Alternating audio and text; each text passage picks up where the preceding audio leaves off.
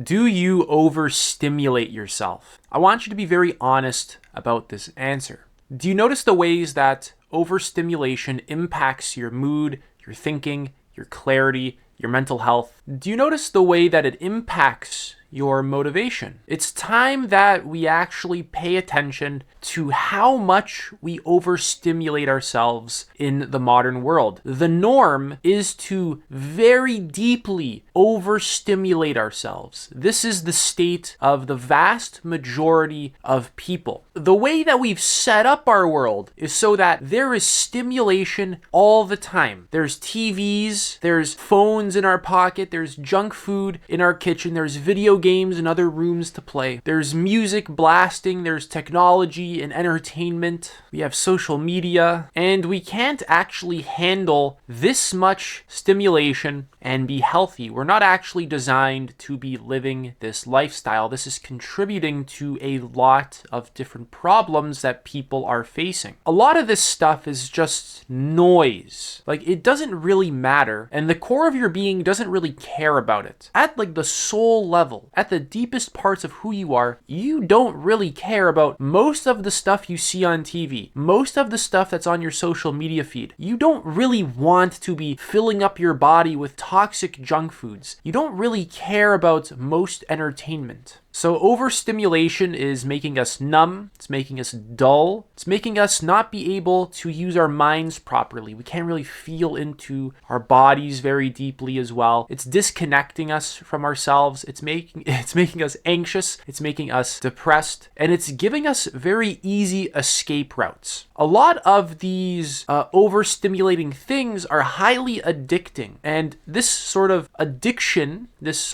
process addiction is rooted through escapism. It's rooted in avoidance patterns. Avoidance of confronting certain things that exist in our lives, feeling certain emotions and emotional patterns, avoiding certain beliefs that we have that keep us trapped. It's us avoiding our present experience, us avoiding our true potential, us avoiding our dissatisfaction. We're avoiding all sorts of things, and it's very easily covered up with, look at my social media feed, or this new TV show, the new iPhone, this new song. Right? Our attention is going in so many different places that we can't focus it on the things that really mean the most to us. We actually have to learn how to set proper boundaries with the world around us. This is something that should have been taught in school, but it never was. We need to learn how to have boundaries with junk food, with technology, with our phone. Most people wake up and they check their phone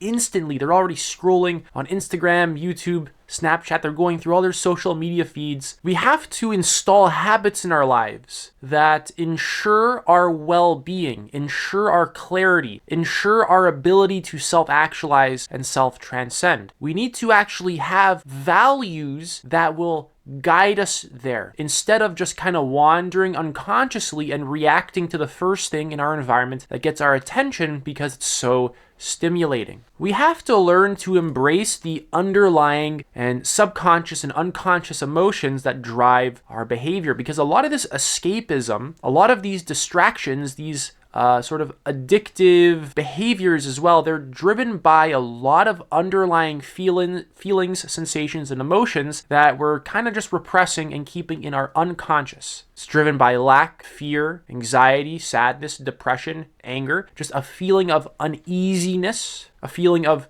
not enough, a feeling of inauthenticity, feelings of numbness, dullness, feelings of a lack of clarity, feelings of shame, guilt, embarrassment. It's all the difficult stuff that is hard to embrace that we avoid. And it's precisely these things that we have to learn how to relate to and embrace them, because they're going to be around for our entire life. And if we do not effectively learn how to listen to these things, how to process them, how to feel them, how to relate to them, right? If we don't learn how to do these things in meaningful and healthy ways, we're going to live our entire life, our entire lifespan, just avoiding them, being unconscious. We're going to develop unconscious patterns of just avoidance while also having the belief that this is just what life is, when in actuality, it isn't. We just don't know any contrasting experiences. We don't know other ways of existing. We don't know other ways of being, because we were too lazy to actually explore, to investigate,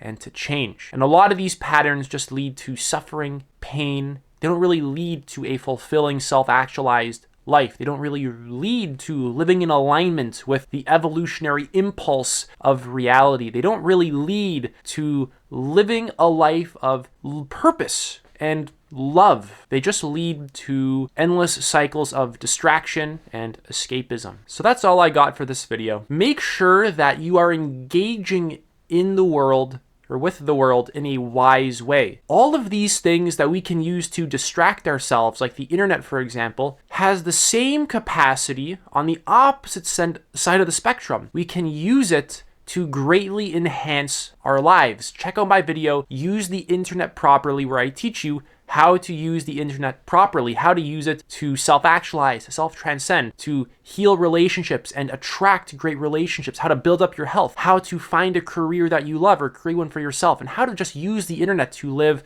a very fulfilling life. So that's it. I'm offering one-to-one coaching. You can book a free call. Link is in the description. Take it easy.